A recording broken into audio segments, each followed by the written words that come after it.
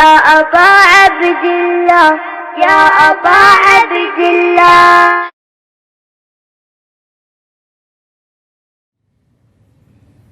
امام زمانہ کی سلامتی کے لیے ایک دفعہ صلوات پیش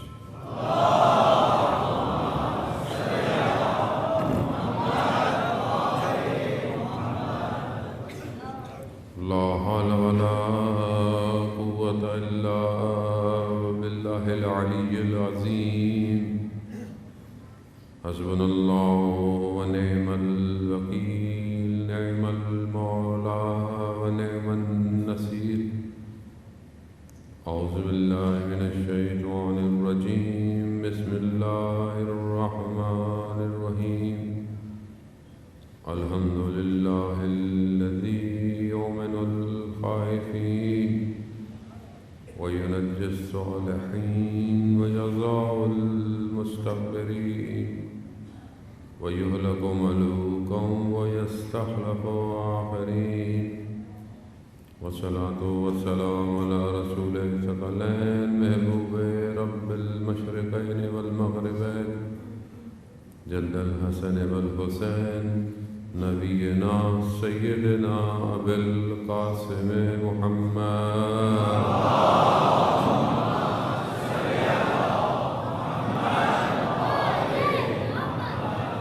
وعلى آله الطيبين الطاهرين المعصومين لا سيما بقية الله في الأرضين. روحي وأرواحنا لتراب مقدم الفداء ولعنة الله على أعدائهم أجمعين.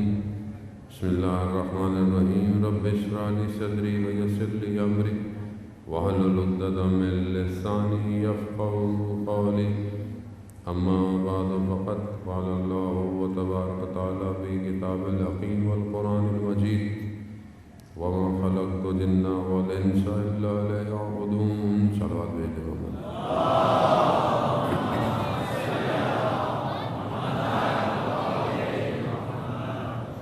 عزاداران سید نساء العالمین، ایام فاطمیہ کی آخری مجلس ہے اور 3 جمادی الثانی روز شہادت سیدہ سلام اللہ علیہا.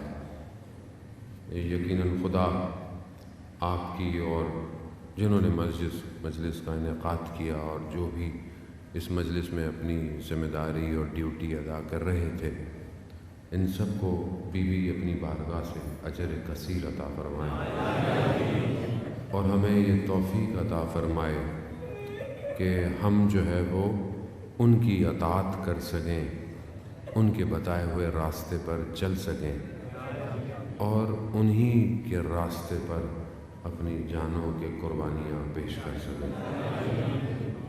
زندگی خدا کی طرف سے دی گئی نعمت ہے اور خدا اس نعمت کا سوال کرے گا. اور زندگی ایک ہی دفعہ ملتی ہے، بار بار زندگی نہیں ملتی. ظاہراً بہت تھوڑی سی ہے لیکن خدا نے اس تھوڑے میں بہت برکت رکھی ہوئی ہے کہ اگر انسان اس کو درک کر لے، سمجھ لے، تو اس چند لمحوں کو جو عالم برزخ کے لیے لمحہ ہی ہے، اس میں اپنی آخرت اور ابدی سفر کو طے کر سکتا ہے. خدا نے انسان کے وجود میں اتنی طاقت رکھی ہے کہ وہ اپنے آپ کو کمال تک پہنچانے میں خدا کے لطف کا ایک کرم کا محتاج ہے. بس خدا انسان کو اس کے قدموں سے گناہوں سے بچاتا ہے. خدا اسے ایک جانور کو کبھی کچھ کھلانے سے بچا دیتا ہے. خدا ہے. اصفہان کے بہت بڑے عالم دین تھے لیکن جب نجف میں پڑھتے تھے تو مشکلات میں تھے، ظاہری پریشانیاں تھی زندگی میں. کئی دن سے کھانا نہیں کھا پائے تھے صحیح طرح، بمشکل کہیں سے کچھ ملا، کچھ گوشت لے کر آ رہے تھے کہ جا کر بنائیں گے. جیسے ہی جا رہے تھے تو دیکھا رستے میں ایک کتا جو ہے وہ اتنا کمزور ہے کہ اس کی جسم کی ہڈیاں نظر آ رہی ہیں اور وہ اپنے بچوں کو غذا دینے سے قاصر ہے. تو ان کو اس کے اوپر حیا آ گئی کہ یہ خود ویسے بھی کچھ دن سے نہیں کھا رہے، چلو اسی کو دے دیتے ہیں. اور وہ جو تھا وہ اسی کو دے دیا اور اس نے کھایا اور اس کے اندر طاقت آئی. اور کہتے ہیں کہ خدا نے اس کے بعد ان کو اتنا عطا کیا کہ اصفہان کا جو سلطان تھا وہ بغیر ان کی اجازت کے کوئی کام نہیں کرتا تھا. رزق فراوان دیا، عزت فراوان دی، طاقت فراوان دی، صرف ایک نیکی سے. خدا کریم ہے، خدا آپ سے بڑے بڑے سودے نہیں مانگتا. خدا تو بہت چھوٹے طریقے سے انسان کو خرید لیتا ہے. اب یہ ہمیں بھی نہیں پتا کہ خدا کب خرید لے گا. اس لیے روایات کہتی ہیں کسی نیکی کو چھوٹا مت سمجھو اور کسی گناہ کو بھی چھوٹا مت سمجھو کہ یہ تو چھوٹا گناہ ہے کوئی مسئلہ نہیں. نہیں، گناہ گناہ ہے. خدا کی بارگاہ میں چھوٹا گناہ بھی بڑا گناہ ہے. کیوں؟ کیونکہ اس کے مقابلے میں کر رہے ہو. اصل چیز اس کے وجود کی وجہ سے تعین ہے. نیکی بڑی کرنا چھوٹی کرنا نہیں ہے. تم بہت کچھ نہیں دے سکتے، تم تھوڑا سا دے دو، خدا قبول کرے گا. وہ ایک بہت مشہور واقعہ کہ آپ نے سنا ہوا ہوگا کہ ایک آدمی جو ہے وہ کافی پریشان تھا اور اس کو ایک کوئی بزرگ ملا. اس نے کہا آؤ، بھوکا تھا. اس نے بولا چلو میرے ساتھ مچھلیاں پکڑو. اس نے بولا میں بھوکا ہوں اور یہ مجھے مچھلیوں کی طرف لے کے جا رہے ہیں. خیر چلو لے گئے. مچھلی انہوں نے خود پکڑی اور اس کو دے دی کہ جاؤ اور جو ہے وہ اس کو اپنے لیے کچھ کر لو. انہوں نے اس سے لے کر کچھ 2 روٹیاں لے لی اور لے کر جا رہے تھے. تو دیکھا کہ راستے میں وہ فقیر خاتون رو رہی ہیں، بچے ہیں ساتھ. تو ان روتا ہوا دیکھ کر اپنی غربت کو چھوڑا انہوں نے وہ روٹیاں اس کو دی تھی. آنسو بھی دے رہی ہے، اس کے آنسو بھی پوچھ لیے. جیسے آگے بڑھے تو ایک منادی ندا کر رہا تھا کہ فلانا فلانا شخص کہاں ہے. یہ خود تھا. کہا کیوں، کیا ہوا؟ کہا تمہارے والد نے بہت عرصے پہلے مجھے کچھ رکھوایا تھا اور وہ تو دنیا سے چلے گیا. میں تمہیں ڈھونڈ رہا تھا، یہ مال تمہارا ہے. اب اچانک سے اتنی مال آ گیا. اچھا خیر و برکت تھی، دینے کا ہاتھ تھا، دیتا رہا دیتا رہا دیتا رہا. ایک دفعہ خواب میں دیکھتا ہے کہ روز قیامت ہے اور حساب کتاب ہو رہا ہے. حساب کتاب شروع ہوا. اب اتنی نیکیاں، اتنا سب کچھ جب پلڑے میں ڈالا گیا تو اعمال کم ہے. کہا کیوں؟ کہا یہ جو سب دیتے تھے اس میں کہیں نہ کہیں ریاکاری تھی. چاہتے تھے کہ لوگ بولیں گے یہ بہت سخی ہے، یہ دینے والا ہے، دینے والا.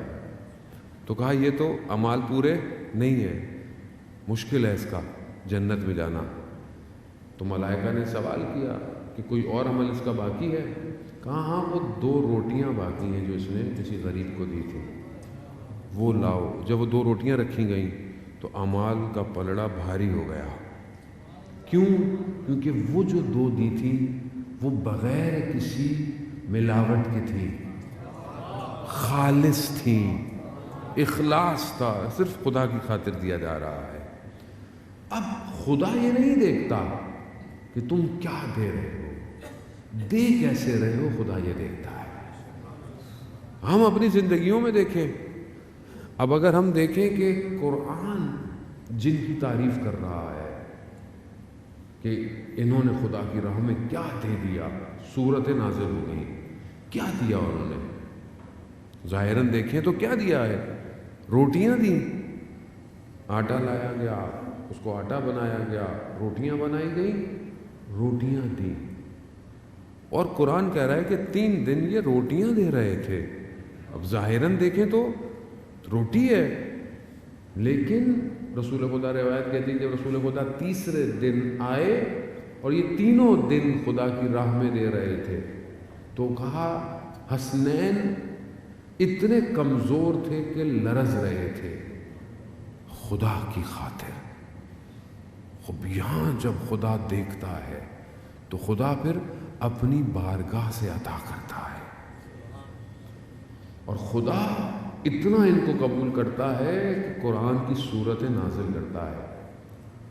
اب یہی کمال کیا ہے کہ 2 اخلاص کے ساتھ ہم اپنی زندگیوں میں دیکھیں عزیزان محترم، اس مادی دور میں، اور حدیث بھی ہے رسول خدا حضرت محمد مصطفیٰ صلی اللہ علیہ وسلم،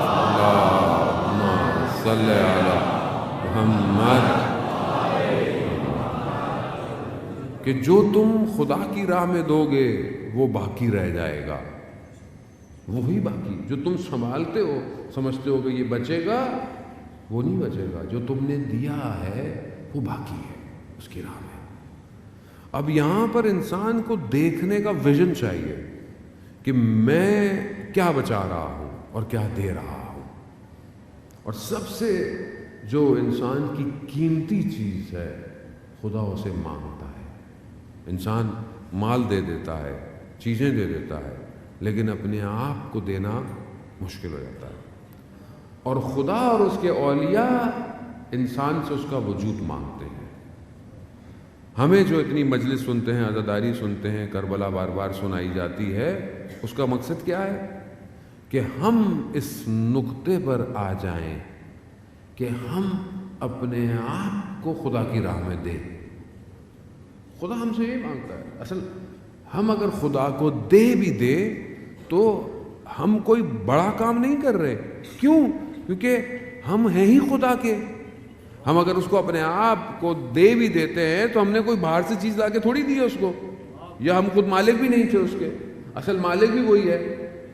ہاں ایک بات ضرور ہے کہ ہم جو اس کا اپنا ہے اسے دیکھ کر خود کمال پہ پہنچ جاتے ہیں۔ یہ نقطہ ظریف ہے کہ تمہیں کوئی اور کچھ دے اور بولے کہ واپس دے دو مجھے، تو آپ بولے کہ کمال تو نہیں ہے، یہ تو چیز تھی آپ کی۔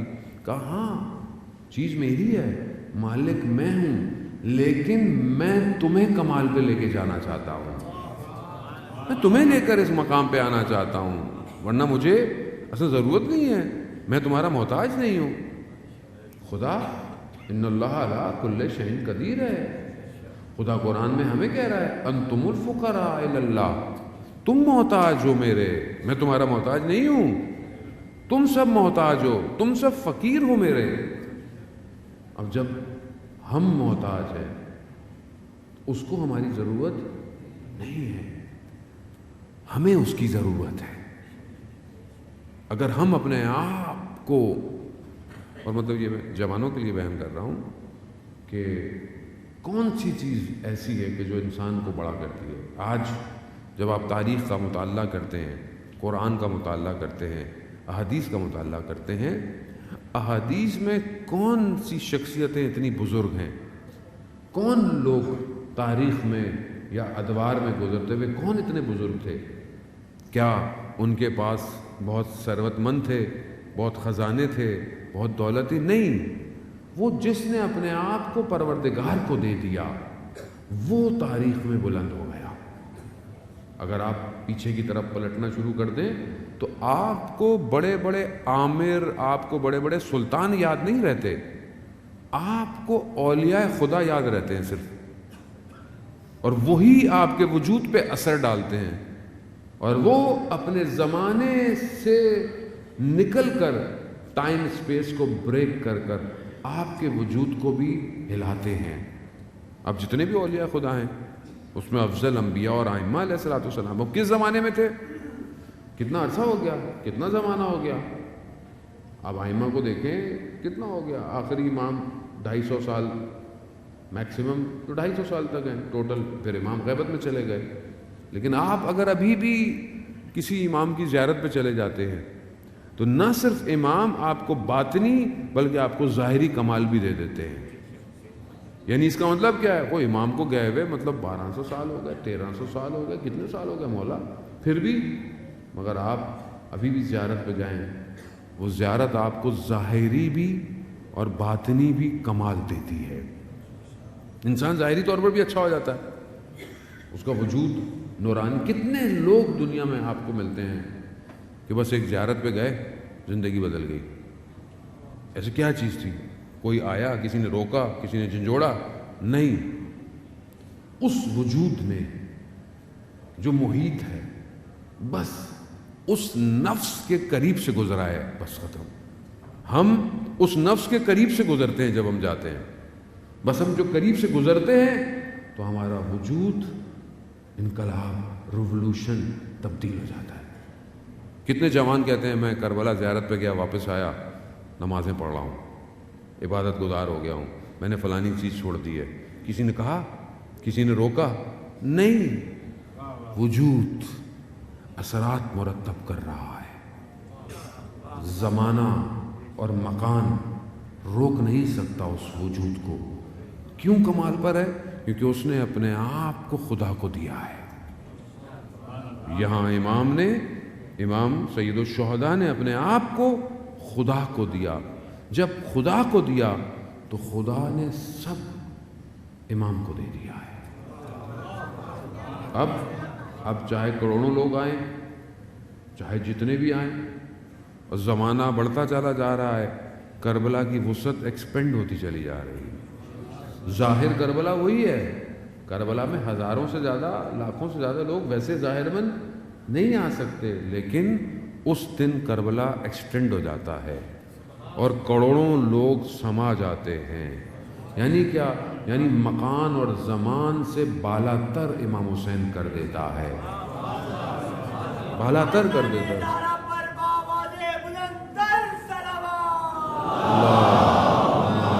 صلی اللہ محمد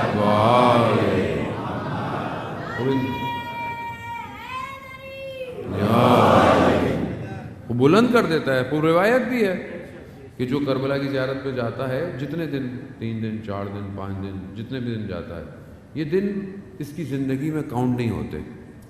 مثال کے طور پر اگر 30 سال 40 سال 50 سال 60 سال 6 مہینے 4 دن زندگی تھی، تو یہ جو 4 دن گیا ہے یہ بونس ہے. یہ 4 دن کاؤنٹ کہتے ہیں نہیں ہوتے. کیوں کاؤنٹ نہیں ہوتے؟ پروردگار کیوں کاؤنٹ نہیں ہو رہے؟ مطلب ایسا کیا ہے وہاں پہ؟ سورج بھی ہے، روشنی بھی ہے، دن بھی گر رہا ہے، 24 گھنٹے بھی ہو رہے ہیں، تو ٹائم تو گزر رہا ہے، تو کیوں نہیں کاؤنٹ ہو رہے؟ ہاں نہیں، وہ وادی عشق کی وادی ہے. اس میں جو وارد ہو جاتا ہے اسے مکان اور زمان سے باہر نکال لیا جاتا ہے. وہ یہ کمال ہے. یہ کیسا کمال ہے؟ یہ کیسے ممکن ہے؟ وہ کیوں؟ کیونکہ وہاں عبد الہی ہے. وہ زمین عابدوں کی زمین ہے. وہاں اپنے وجودوں کو خدا کی خاطر بھیجا گیا ہے. اور وہ صرف خود کمال پہ نہیں، بلکہ وہ کروڑوں کو کمال پہ لے کے جا رہے ہیں. کروڑوں کو. قیامت تک یہ سلسلہ جاری رہے گا. خدا، اس کا مطلب یہ ہے کہ وہ ہمیں خدا تک لے کے جانا چاہتے ہیں. ان کی زندگی کا اصل ہدف لا الہ الا اللہ ہے. ہم اپنی زندگیوں میں دیکھیں عزیزان محترم، ہم خدا تک کتنے قریب ہیں. ہم مسلمان ہیں، اللہ کو مانتے ہیں، اللہ ایک ہے، ظاہر ہے، وہ بھی اس سے انکار کوئی. لیکن یہ ایک خدا میری زندگی میں کہاں ہے؟ میں اس خدا کے کتنے قریب ہوں؟ اگر ہم اپنی زندگیوں میں دیکھیں تو ہمیں اپنے اعمال کو، اپنی رفتار کو، کردار سے پتہ چلے کہ آدمی خدا سے کتنی محبت کرتا ہے، خدا کا کتنا انسان خدا کی خاطر، خدا کے لیے جی رہا ہے کہ نہیں جی رہا. اب کیسے آپ کمپیئر کریں؟ ہم اپنے آپ کو کیسے کوئی تو اسکینر ہو، مشین ہو کہ میں اپنی اور اپنے خدا کے معاملات کو چیک کروں. تو سب سے آسان نماز ہے. اگر اذان پر میں پریشان ہوتا ہوں کہ خالق کی آواز اور خالق مجھے بلا رہا ہے، تو جتنی تڑپ آپ کو نماز کے وقت پہ ہوتی ہے اتنے آپ خدا کے قریب ہیں. اب نہ میں آپ کو ڈیفائن کر سکتا ہوں، نہ آپ مجھے ڈیفائن کر سکتے ہیں. ہم کسی کے بارے میں کچھ کہہ نہیں سکتے.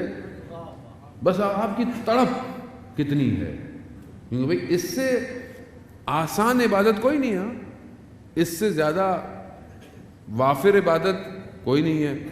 خوب حج، وہی آیت استطاعت نہیں ہے، انسان حج نہیں کر سکتا. روزے ہو سکتا ہے مریض ہو سکتا ہے مشکل ہو کہیں ہو، لیکن چلیں وہ بھی سال میں ایک دفعہ ہے، لیکن یہ تو روز ہے، 5 وقت میں ہے۔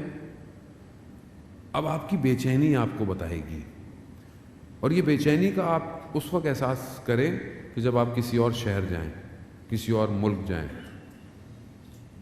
اور وہاں آپ پہنچیں تو آپ سوال اپنے میزبان سے یا جہاں پہ ہوں کیا پوچھیں گے؟ کہ رات کو سونے لگا ہوں، کیا پوچھیں گے؟ فجر کی اذان کتنے بجے ہے؟ پوچھیں گے نہیں پوچھیں گے؟ اگر یہ بے چینی ہے تو اس کا مطلب کیا ہے؟ آپ تڑپتے ہیں کہ میں وقت سے پہلے اپنے محبوب کی بارگاہ میں پہنچوں۔ یہیں سے تو پتہ چلے گا، اور کیسے پتہ چلے گا؟ اور آپ کیسے ڈیفائن کریں گے کہ میں پروردگار تجھ سے محبت کرتا ہوں؟ اور محبت کہاں دکھائیں؟ کہیں تو شو تو کرنی ہے نا۔ اب آپ کسی سے کہیں میں آپ سے بہت محبت کرتا ہوں، میں آپ سے اطاعت کرتا ہوں، ماں باپ سے میں آپ سے بہت پیار کرتا ہوں، احترام کرتا ہوں، وہ کہیں گے بیٹا میری بات تو سنتے نہیں ہو، احترام کیسا؟ میری بات تو سنتے نہیں ہو، پھر احترام کیسا؟ بیوی سے انسان محبت کا اظہار کرے اور کبھی پریکٹیکلی کوئی چیز کرے ہی نہیں تو وہ بھی کہے کہ یہ باتیں کرتا ہے۔ بچے سے آپ بولتے رہیں بیٹا تم بہت اچھے ہو، تمہارے لیے میں یہ لاؤں گا، تمہیں یہ لاؤں گا، اور کبھی آپ نے اس کو کبھی موٹیویٹ ہی نہیں کیا، کوئی تحفہ نہیں دیا، تو وہ کیا بولے گا؟ یہ سب ہوائیں ہیں، یہ باتیں ہیں۔ خوب پروردگار بھی عمل مانگ رہا ہے کہ بھائی تم اتنے دعوے دار ہو کہ تم میرے علاوہ کسی کو مالک نہیں مانتے اپنا، اور اپنے آپ کو میرا بندہ مانتے ہو، تو آؤ آؤ، کیوں منتظر ہوتے ہو کہ کوئی تمہیں خود کہے کہ نماز پڑھی یا نہیں پڑھی؟ کتنی شرمندگی ہو بندے کو، یعنی عاشق کو تو مر جانا چاہیے کہ اگر کوئی یہ کہے اس کو کہ محبوب تمہارا انتظار کر رہا تھا اور تم متوجہ نہیں تھے۔ اب علماء بیان کرتے ہیں تمثیل مثالوں سے لیلا مجنو کی داستانوں کو۔ مجنو ایک شہر پہنچا اور اس نے بولا کہ لیلا کہاں ہے؟ تو کس نے بولا کہ تم کون ہو؟ کہا مجنو ہوں۔ کہا تم مجنو ہو اور تم لیلا کا پتہ پوچھ رہے ہو؟ تمہیں تو پتہ ہونا چاہیے، تم کیوں پوچھ رہے ہو؟ مطلب تم مجنو نہیں ہو۔ پہنچ گیا دروازے پہ، مجنو پہنچ گیا، مجنو تھا، پہنچ گیا، دروازہ کٹکھٹایا، اندر سے آواز آئی کون؟ کہا میں۔ پھر آواز آئی ابھی تک میں ہی ہو، یعنی ابھی تک میں پھنسے ہوئے ہو۔ پھر کئی عرصے بعد واپس آیا، کہا کون؟ کہا تم۔ یعنی یہاں ختم ہونا پڑتا ہے کہ انسان فنا ہو جائے کس پر؟ خالق پر۔ اصلاً اپنے وجود کو دیکھے ہی نہیں، صرف جلوہ الہی نظر آئے، آیات الہی نظر آئے، اسے ذکر سنائی دے۔ ہمارے استاد بیان کرتے تھے کہ ایک شخص کا دوست تھا جو ایک دروس میں جاتا تھا، تو اس نے کہا کہ مجھے بھی درس میں لے کے جاؤ۔ اس نے کہا وہ درس تمہیں سمجھ میں نہیں آئے گا۔ کہا نہیں ایسی کیسی بات ہے، مجھے کیوں نہیں سمجھ میں آئے گا، میں بھی جاؤں گا۔ لے گیا، اصرار کیا۔ درس میں بیٹھے ہوئے تھے، استاد بیٹھے، شاگرد بیٹھے، 5 منٹ 10 منٹ 15 منٹ خاموشی، کوئی گفتگو نہیں، کوئی کلام نہیں۔ آدھا گھنٹہ گزرا، کہا درس ختم ہو گیا۔ اب یہ باہر نکلا، بولا یار یہ کون سا درس ہے؟ نہ کچھ کہا گیا، نہ کچھ بتایا گیا۔ اب چلتا ہوا جا رہا ہے اور وہ استاد بھی آگے آگے جا رہے ہیں۔ تو اس نے دیکھا کہ راستے میں جو پودے لگے ہوئے ہیں ان پودوں میں سے سبحان اللہ، لا الہ الا اللہ کی آوازیں آ رہی ہیں۔ اس استاد نے مڑ کر کہا ابھی بھی کسی درس کی ضرورت ہے؟ یعنی جب انسان کا وجود کائنات کے ذکر کو سننے لگے، یسبح للہ ما فی السماوات و ما فی الارض، کہ ہر چیز زمین اور آسمان کی اس کی تسبیح کر رہی ہے۔ اصل تو یہی درس ہے۔ اب یہاں پر ملائکہ نور الہی کو عرش الہی پر، اللہ اکبر، کیا حدیث ہے، کچھ نور کو دیکھا ملائکہ نے عرش پہ، اور اس سے پہلے کہ ان نوروں کو سجدہ کرنے لگتے، ان انوار نے تسبیح اور تمجید شروع کر دی، ان انوار نے، اور اس تسبیح اور تمجید سے ملائکہ نے سیکھا کہ خدا کی تسبیح کیسے کرنی ہے۔ اللہ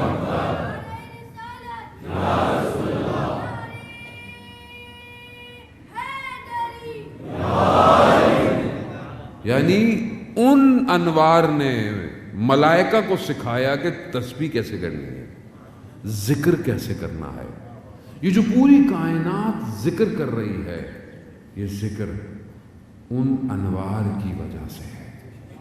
سب سے پہلے انہوں نے تسبیح پڑھی ہے، تبھی پوری کائنات تسبیح پڑھ رہی ہے۔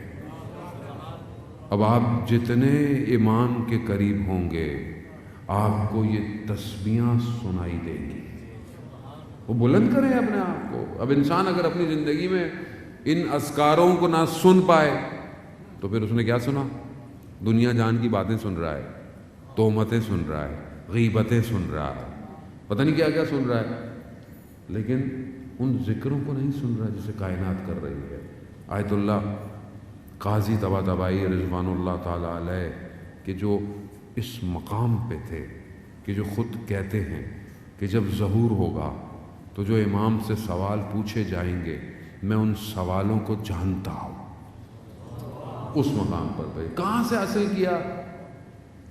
فجر سے پہلے 1 گھنٹہ نجف کے نگلستان میں نماز تہجد کی، قیام اور قعود میں۔ خود کہتے ہیں کہ جب میں پڑھتا تھا تو میرا آس پاس سب منقطع ہو جاتا تھا اور مجھے عرش الہی کے اذکار سنائی دیتے تھے۔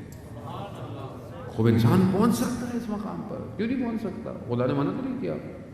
اب جب آپ اپنے آپ کو دنیا سے خالی کریں گے، اور ہمارے ایک بزرگ بڑی اچھی بات کہتے تھے، جب تمہارے شکم دنیا کی غزالتوں سے خالی ہوں گے تو تمہیں آسمانوں کے ذکر سنائی دیں گے۔ اب انسان نے تو پر اتنا کیا ہوا اپنے آپ کو، جو ہے کھاؤ، اب یہ بھی نہیں پتا حلال ہے حرام ہے، شبہے کا ہے، کنفیوژن ہے۔ کتنا انسان کو احتیاط کرنی پڑتی ہے کھانے پینے کے معاملات میں۔ اس لیے احکامات ہیں کہ رات کو کتنا کھانا چاہیے، کب کھانا چاہیے، لیکن یہ چھوٹی سی چیزیں، میرا وقت نہیں کہ میں ان آداب کا ذکر کرتا جو حضرت سیدہ نے کھانے کے لیے کہے ہیں۔ بس ایک جملہ کہوں گا اگر آپ ترک کر جائیں۔ بی بی فرماتی ہیں کہ جب لقمہ تمہارے ہاتھ میں ہو، بس تصور کرو کہ یہ لقمہ یہاں تک پہنچا کیسے ہے۔ اب اگر کوئی سبزی ہے مثلا، یا اگر کوئی گوشت بھی ہے، تو یہ سبزی کیسے نکلی ہوگی؟ یعنی اتنا تیزی سے تصور کرو کہ خدا نے روشنی بھیجی، پانی بھیجا، زمین زرخیز کی، زمین سے یہ باہر نکلا، یہ تناور درخت بنا، یا یہ پھل بنا، یا یہ سبزی بنی، پھر کتنے جگہوں سے ہوتی ہوئی تم تک پہنچی ہے اور یہ تم کھا رہے ہو۔ اگر تم ایک لقمے پر نگاہ کرو تو تم معرفت الہی کو درک کر سکتے ہو۔ ایک لقمہ انسان کا معرفت دے سکتا ہے۔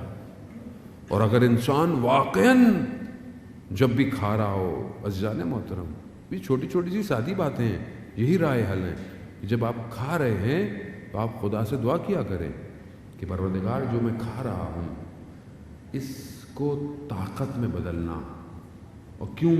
تاکہ میں تیری عبادت میں کھڑا ہو پاؤں۔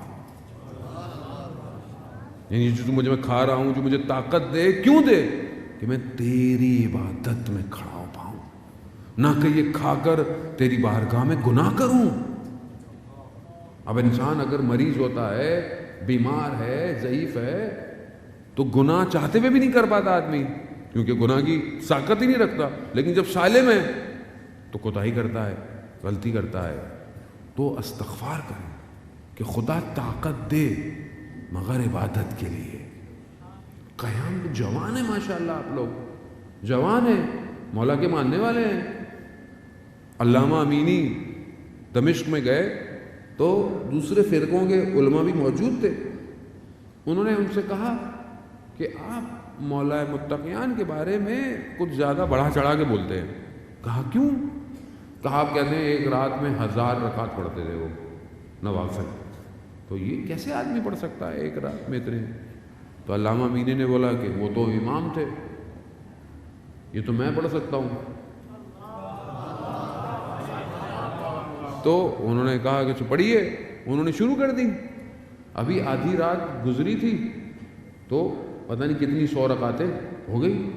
اب انہوں نے کہا کہ بھائی اس کا مطلب ہے کہ آپ روک دیں، میں آپ تو پڑھ لیں، آپ نے پڑھ لی تو آپ کو شاید علم نہ ہو. علامہ امینی کی ٹانگ میں تکلیف تھی، ایک ٹانگ، اور اسی تکلیف کے ساتھ وہ رہتے تھے. تو وہ خود فرماتے ہیں کہ میں نے زندگی میں کبھی 1000 رکعتیں نہیں پڑھی تھی، لیکن میں نے کہا کہ امام جانے اور 1000 رکعتیں جانے.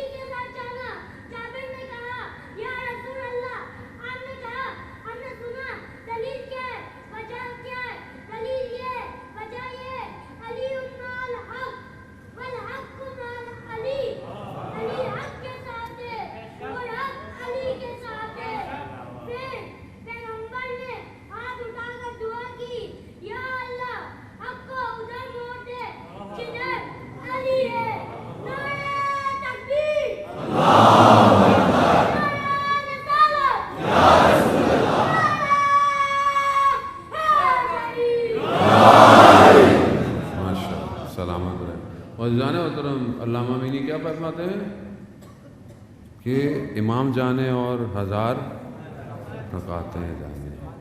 اب امام کے ماننے والے جوانوں کو کم از کم 1% تو رکعتیں پڑھنی چاہیے.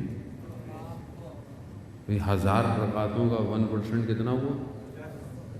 تو 10 رکعتیں تو پڑھیں مولا کے ماننے والے. جوان ہیں، خدا نہ خواستہ نہ بیماری ہے، نہ ٹانگوں میں درد ہے، نہ کچھ ہے. بھئی 1% تو ولایت کو فالو کریں.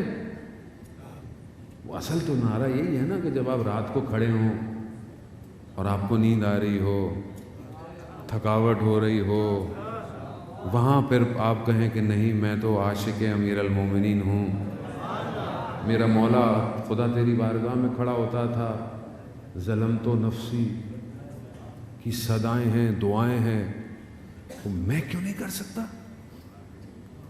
اب آپ بندگی انہی سے سیکھ سکتے ہیں نا، اور کون سے پائے گا بندگی؟ خود کہتے ہیں کہ تم خدا تک نہیں پہنچ سکتے ہمارے بغیر. عزیزان محترم، خوب اپنی زندگیاں ایسی گزاریں. یہ جوانی میں موقع ہے، پھر نہیں ملے گا موقع. اور جس نے جوانی میں خدا کے لیے کھڑا ہو گیا، اسے پھر زندگی ہلا. المومن جبل الراسخ ہے. مومن ایک محکم پہاڑ کی طرح ہے، بن جائے گا، اور اتنا اس کے وجود سے نور نکلے گا. دیکھیں، خود جنت میں جانا کمال نہیں ہے کوئی کہ آپ خود جنت میں چلے جائیں. کمال یہ ہے آپ اپنے ساتھ 100 کو لے کے جائیں. یعنی آپ اس قابل ہوں کہ آپ بولے میں 100 کو جنت میں لے کے جاؤں گا. کیسے ہوگا؟ وہ تبھی ہوگا کہ جب رات کی تاریکی میں آپ ایسے چمکیں کہ ملائکہ آپ کو دیکھیں کہ دیکھو روئے زمین پر خالق کے بندے عبادت میں چمک رہے ہیں. اب یہی بندگی ہے جانے محترم، کوئی ہارڈ فارمولا نہیں ہے. دین سخت نہیں ہے اتنا، دین آسان ہے، ہم نے سخت بنا دیا ہے. دین آسان ہے. جب آپ اس کی بارگاہ میں اٹھیں گے تو آپ دن میں سارے کام صحیح کریں گے، یہ آپ یاد رکھیں. اور ظاہر ہے آپ کو خود شرم آئے گی، بولے یار میں رات کو خدا کی عبادت بھی کر رہا تھا، صبح کسی کا حق کھا رہا ہوں. کیسے کہیں گے آپ؟ ہو ہی نہیں سکتا. یا یوں کہیں کہ یہ رات کی عبادت خود گناہوں سے دور کر دے گی. خود گناہوں، اگر آپ چاہتے ہیں، میں نہیں کہہ رہا، یہ چھٹے امام جعفر صادق علیہ السلام، اللہم صلی علی محمد، یہ امام فرمایا ہے. امام فرماتے ہیں اگر تم چاہتے ہو کہ تمہارے چہروں پر نور آئے تو تہجد کی نماز پڑھو.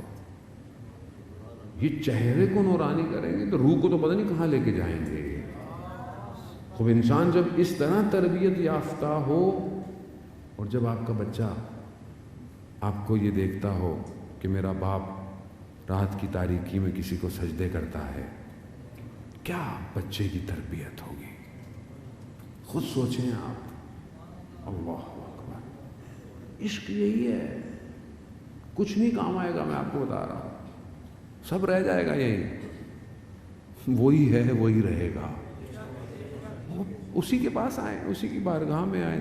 زندگی کے جو مشکلات اور یہ معاملات ہیں، یہ اس کے لیے کچھ بھی نہیں ہے، سارے خزانے اسی کے ہیں.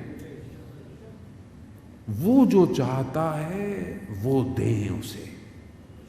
وہ خزانہ، وہ قلب آپ کا ہے، اسے آپ کا قلب چاہیے.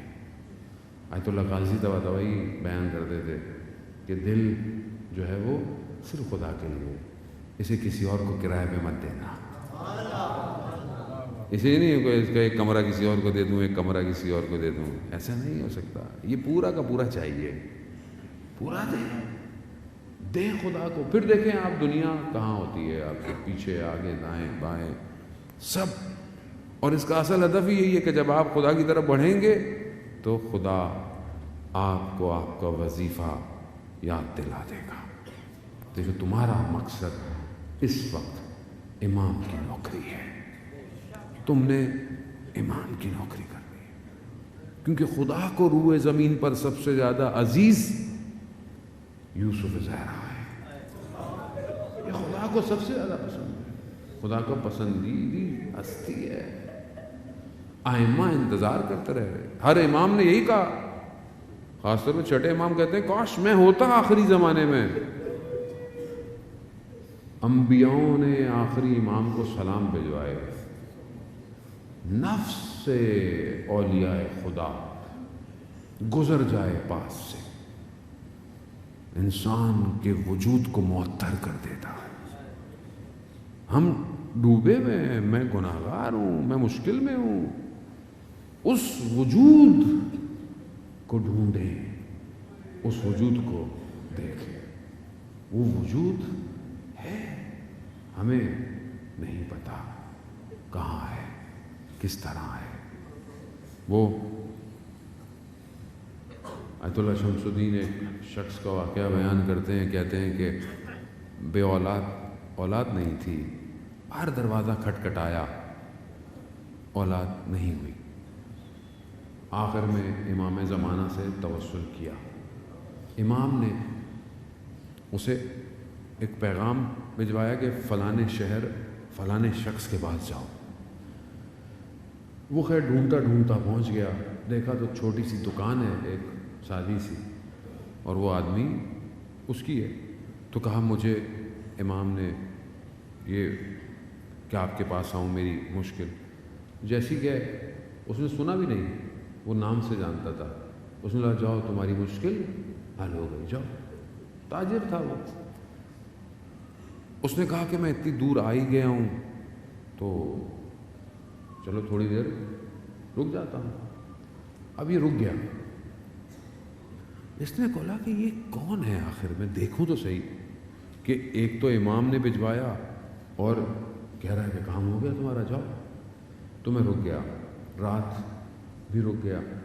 اس نے کہا کہ میرے پاس تو اتنے لذیذ کھانے نہیں ہیں، روٹی اور دہی ہے، سادہ سا کھانا ہے. کہتا میں نے کھایا، کھانا بہت لذیذ تھا. پھر رات تو میں نے اس سے بولا کہ اچھا یہ بتاؤ کہ یہ تمہیں یہ مقام کیسے ملا، یہ تم اس مقام پہ ہو؟ اس نے بولا تمہیں اس سے کیا، اپنا کام کرو اور گھر چلے جاؤ. کہا نہیں دیکھو میں تمہارا مہمان ہوں، اور مہمان ہوتے ہوئے انسان کا حق تو اتنا تو ہوتا ہے.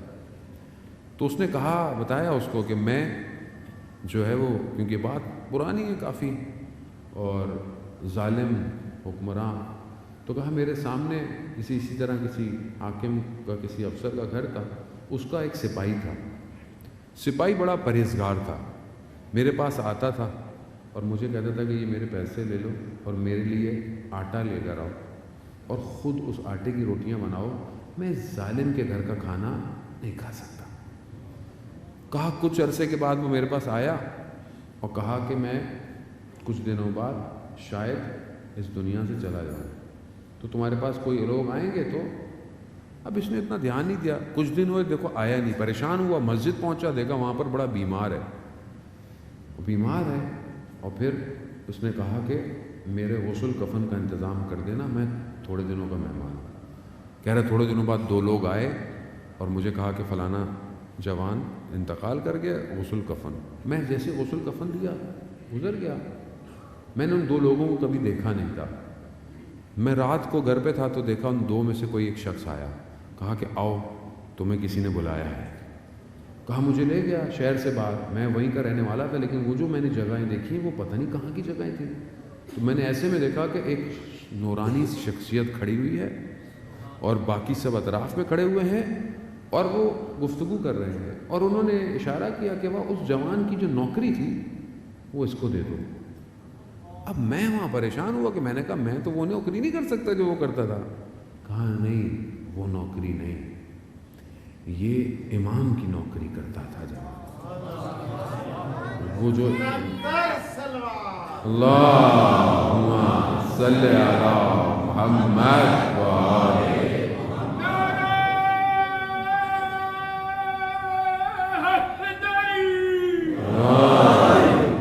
کہا امام کی نوکری، کہا امام کی نوکری. تو ڈاکٹر رفیع بھی بیان کرتے ہیں کہ امام کے ساتھ کچھ لوگ ہوتے ہیں ظاہر. بعض اوقات آپ مشکل میں پھنستے ہیں، آپ امام کو پکارتے ہیں تو کوئی آتا ہے آپ کی مدد کر کے چلا جاتا ہے. وہ ہر آنے والا امام نہیں ہوتا. امام اپنے ان بندوں کو بھیجتے ہیں اور یہ عام لوگ ہوتے ہیں اور یہ مر جاتے ہیں. جب ان کا ٹائم آتا ہے تو ان کی جگہ کسی اور کا انتخاب کیا جاتا ہے اور ہم ہی میں سے ہوتا ہے کوئی نہ کوئی. اور یہ ہیں علماء نے اس چیزوں کو، اس پورے دائروں کو بہت بہترین بیان کیا ہے. تو وقت نہیں ہے کہ میں اس کو بیان کروں. یعنی کیا؟ یعنی میں اپنی زندگی میں ایسا ہو سکتا ہوں کہ امام میرا انتخاب کریں اور میرے ذریعے سے اپنا کوئی بھی کام لے لیں. بھئی اس سے بہتر نوکری تو کوئی نہیں ہے کہ امام مجھے کوئی نوکری دے دے. عزیزان محترم، لیکن کیسے آدمی اس مقام پہ جائے؟ فارمولہ بہت آسان ہے، بہت آسان ہے. ایک لائن میں فارمولہ ہے، حلال عمل، حرام دور. بس جو حلال ہے، جو واجب ہے اس پر عمل کرو، جو حرام ہے اس کو چھوڑ دو، ختم ہو گئی. اب یہی فارمولہ ہے.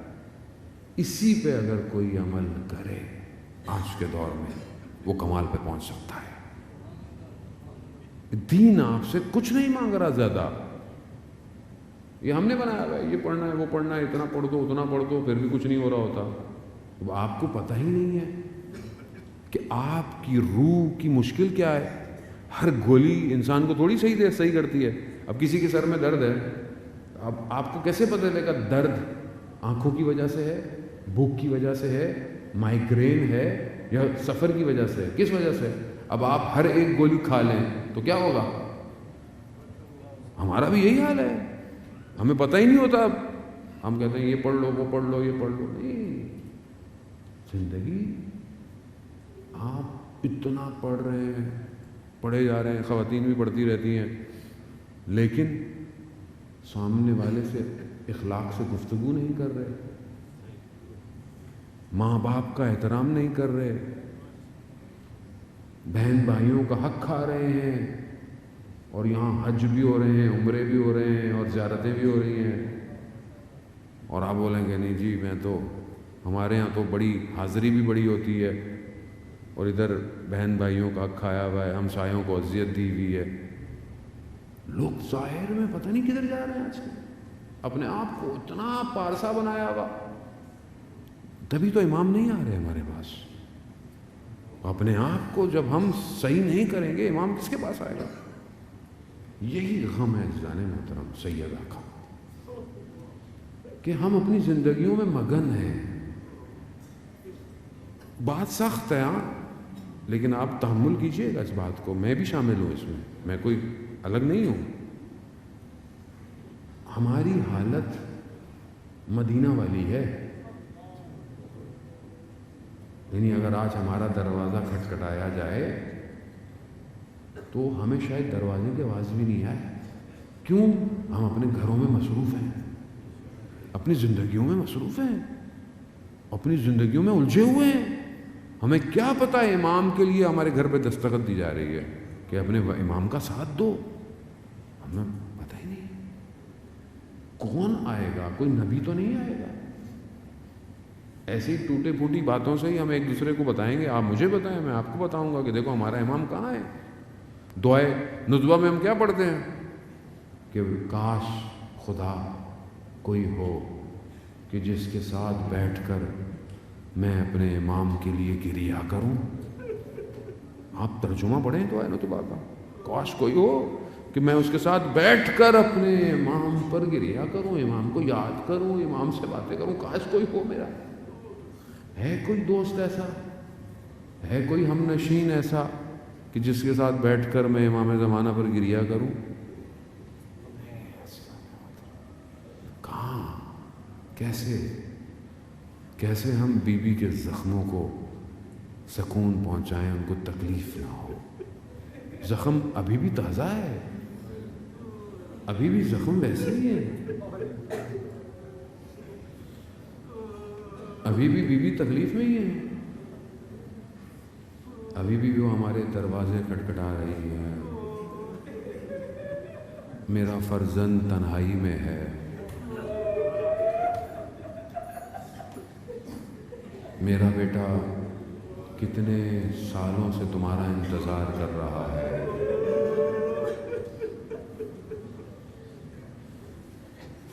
ہاں، قباحت نہیں، واقعہ میں آپ کی خدمت میں بیان کروں، آپ سنا پاؤ گا آپ نے، میں کئی دفعہ اس کو بیان کر چکا ہوں۔ آج سے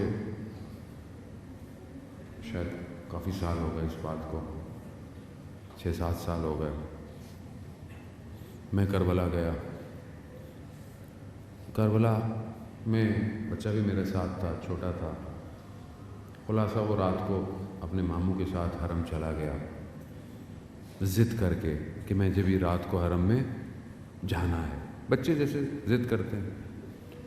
چلا گیا، صبح فجر میں میرے بردر ان لو آیا، کہا بچے کے جوتے ہاتھ میں لے کے کہ وہ واپس آیا؟ میں نے کہا نہیں، وہ تو آپ کے ساتھ گیا تھا۔ کہا میں تو اسے 1 گھنٹے سے ڈھونڈ رہا ہوں، مجھے مل نہیں رہا۔ میں نے کہا کہاں جائے گا، اتنا بڑا حرم تو نہیں ہے امام کا، اور اتنا بھی چھوٹا نہیں ہے، 7 سال کا تو ہے، سمجھدار ہے۔ خیر میں فجر کی نماز پڑھ کے نکلا، ڈھونڈتا ڈھونڈتا، صبح تھی، لوگ سو رہے تھے بین الحرمین کمبل اوڑھ کے۔ حرم گیا، خادم سے پوچھا، خادم نے بولا ہم نے نہیں دیکھا کسی کو بچے کو۔ ہر دروازے پہ پوچھا کہ شاید اس دروازے سے بچہ نکلا ہو، سب نے کہا کہ ہم نے نہیں دیکھا بچے کو۔ اس نے کہا سرداب میں ڈھونڈو، اس نے کہا ادھر ڈھونڈو، ادھر ڈھونڈو۔ خلاصہ کئی گھنٹے تک بچے کو ڈھونڈتے رہے، بچہ نہیں ملا۔ جیسے ہی باب قبلہ کے سامنے میں آیا، تو میں نے امام سے مخاطب ہو کر گزارش کی، میں نے کہا مولا یہ تو ہو ہی نہیں سکتا کہ آپ کو پتہ نہ ہو میرا بیٹا کہاں ہے، کیسے ہو؟ آپ کہاں دنیا میں کہیں ہو تو آپ کو پتہ ہے، یہ تو آپ کے حرم سے گیا۔ میں ایک حد تک برداشت کر سکتا ہوں، ایک حد تک، بہرحال باپ ہوں، اس کے بعد میری بھی ہمت ٹوٹ جائے گی۔ تو ایسے میں اندر سے پیغام آیا، ایک ہوا کا جھونکا، اور اس نے مجھے پیغام دیا کہ تمہارے بیٹے کو کھوئے ہوئے کتنی دیر ہوئی ہے؟ 2-3 گھنٹے، اور تم اس کو پورے حرم میں جہاں تم آج تک زیارت پہ نہیں گئے، ادھر ڈھونڈ رہے ہو، ادھر ڈھونڈ رہے ہو، ادھر کتنی دیر ہو گئی؟ کچھ گھنٹے، 1100 سال ہو گئے، ہمارا فرزند نہیں آیا، تم نے ایک دفعہ نہیں ڈھونڈا اسے۔ اللہ، میں ٹوٹ گیا، میں گر گیا حرم میں، ہاں میں گر گیا، میں ابھی تک گرا ہوا۔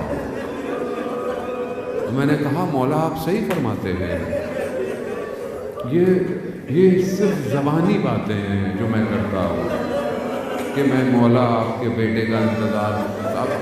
ایک دفعہ آپ اپنے آپ سے پوچھیں، آپ نے کبھی رش میں، کبھی مجلس میں، کبھی کسی عزاداری میں، کبھی کسی جلوس میں، کبھی کسی زیارت میں ڈھونڈا ہے امام کو؟ اپنے دل سے خود پوچھے۔ 1185 سال، متا ترانہ و نراقہ، کب ہم آپ کو دیکھیں گے؟ کب آپ ہمیں دیکھیں گے؟ کب ہم آپ کو دیکھیں گے؟ عزیزوں نے لیا یا صاحب الزمان، آ جائیے مولا، اب یہ آنکھیں تھک گئی ہیں، اس سے پہلے کہ یہ بند ہو جائیں۔ اسی لیے سیدہ ہر مجلس میں آتی ہیں کہ اے میرے بیٹے کے عزاداروں، اے میرے بیٹے پر گریہ کرنے والوں، میرا ایک فرزند تمہارے درمیان موجود ہے، نہ جانے آج 3 جمادی الثانی کو وہ یوسف زہرا کہاں ہوگا، کسی کو نہیں پتا بی بی کی قبر کا نشان سوائے امام زمانہ کے۔ ظاہر ہے جب کسی کی وفات ہوتی ہے، برسی کا دن ہوتا ہے، تو انسان وہاں کوشش کرتا ہے نا کہ اس کی قبر مطہر تک پہنچے۔ تو آج بی بی کی شہادت کا دن ہے، آج وہ فرزند کہاں ہوگا؟ جنت البقیع کے اندھیروں میں تنہا بیٹھا ہوگا، تنہا کہہ رہا ہوگا اے مادر گرامی، کاش آپ ہوتی تو میرے ظہور کے لیے دروازے کھٹکھٹاتی۔ اے مادر گرامی میں تنہا ہوں، ہاں زادارہ نے محترم یوسف زہرا بہت تنہا ہے۔ اللہ اکبر، اللہ اکبر، وقت آیا، ہاں بس آپ نے گریہ کیا، خدا قبول کرے امام زمانہ کے لیے گریہ کیا ہے آپ نے، خوش نصیب ہیں کہ ہم امام زمانہ کے لیے آنسو بہا رہے ہیں۔ اللہ اکبر، مولا آئیے ہماری مجلس میں، آپ کی ماں کے لیے مجلس قبول کیجئے۔ آخری وقت آیا جب سیدہ اپنے آخری وقت میں وصیتیں کرتی رہی، امام علی علیہ السلام سنتے رہے، گریہ کیا اپنے آخری وقت میں، اے علی میں صداقت کی، میں سچی رہی، اے علی میں نے آپ کی امانت میں خیانت تو نہیں کی؟ اے علی میں نے کبھی آپ کی مخالفت تو نہیں کی؟ امام کہتے ہیں کیسی باتیں کر رہی ہیں؟ امام نے گریہ شروع کر دیا. آپ کے پاس تو علم ہے، آپ یقین پر، آپ کی عبادت، آپ کی نیکی، اللہ اکبر. لیکن وہ جانتی تھی. کہا علی مجھے رات کی تنہائی میں رات کو غسل دینا، رات کو کفن دینا، رات کو دفن کرنا. علی میرے جنازے پر لوگ نہ آئے. اللہ اکبر. کتنی حکمت تھی یہ بیوی جانتی تھی. رات کو دفن کرنا سمجھ آتا ہے کہ بیوی چاہتی تھی کہ تنہائی میں دفن ہو، کوئی آئے نہ. لیکن رات کو غسل دینا اس کی بیوی نے وصیت کی ہے. کیوں؟ کیونکہ جو ساری زندگی حضرت علی سے حیا کرتی رہی کہ کبھی اپنی تکلیف کا اظہار نہیں کیا، وہ نہیں چاہتی کہ آخری وقت میں میرے زخموں کے نشان علی کو نظر آئے. یا سیدہ، اللہ اکبر. کتنی صابرہ ہیں آپ، کتنا تحمل ہے آپ پر. ہاں مگر کیا ہوا؟ کل میں نے آپ کی خدمت میں بیان کیا کہ بیوی نے اپنے آخری وقت میں اسما سے کہا اسما میں جا رہی ہوں کمرے میں، مجھے آواز دینا، اگر جواب نہ دوں تو بس پھر علی سے کہہ دینا، علی کو بتا دینا. بس وہ چراغ گل ہو گیا. آواز دی، آواز نہ آئی. وہ مدینہ والو تمہیں بہت پریشانی تھی نا کہ علی فاطمہ سے تو کبھی دن میں روئے یا رات میں. اے مدینہ والو آج آواز نہیں آئے گی. خاموش ہو گئی وہ آواز. اب آواز نہیں آئے گی، اب تم آرام سے سونا. اجڑ گیا علی کا گھر، چلی گئی وہ حور عین سیاہ، وہ خوشبو بہشت کی جا رہی ہے، وہ حسنین کی آغوش جا رہی ہے. جیسے ہی پیغام حضرت علی کو پہنچایا، اللہ اکبر، وہ فاتح خیبر جسے کوئی چیز گرا نہ پائی، اسے ایک جملہ گرا ہے. اللہ اکبر. علی امیر کائنات. جیسے ہی سنا کہ فاطمہ چلی گئی، چہرے کے بل زمین پر آئے. میں نہیں جانتا مولا اٹھے کیسے ہوں گے. آئے. خدا آپ کا گریہ قبول کرے. آخری رات ہے عزیزان محترم، مجھے خود نہیں پتہ نہیں پھر زندگی ہو نہ ہو، یہ طاقت ہو نہ ہو، توفیق ہو نہ ہو، آنسو ہو نہ ہو، شاید بھی قبول کر جائیں. ہاں عزیزان محترم، امام نے غسل کفن کیا. امام اپنی زوجہ کی وصیت پہ عمل کر رہے. رات کی تاریکی میں غسل کا اہتمام کیا. بچوں کو کہا دیکھو بچوں، گو کہ غم بہت ہے، یقیناً غم بڑا ہے، لیکن بچوں گریہ نہیں کرنا. آواز جائے گی تو مدینہ والے سمجھ جائیں گے.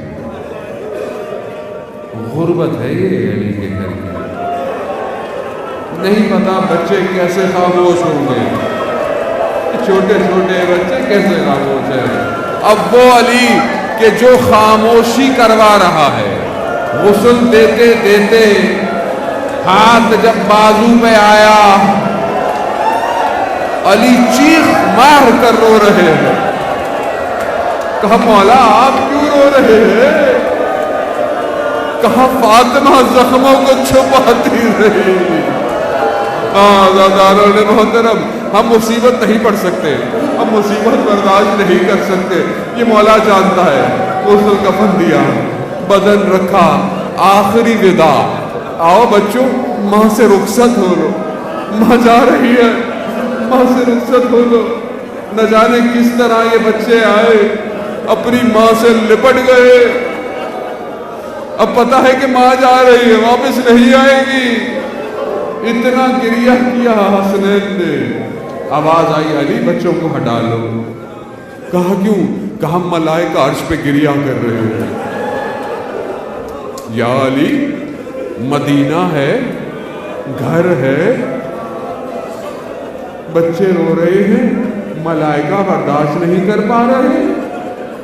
لا یوموں کا ابا عبداللہ، کربلا ہے، دشت ہے، پیاس ہے، گرمی ہے، زخموں کے نشان ہے. ایک بچی باپ کے بدن میں لپٹی ہے. ملائکہ نہیں روئے، پیاس سے نہیں ہٹایا، تماشے لگے.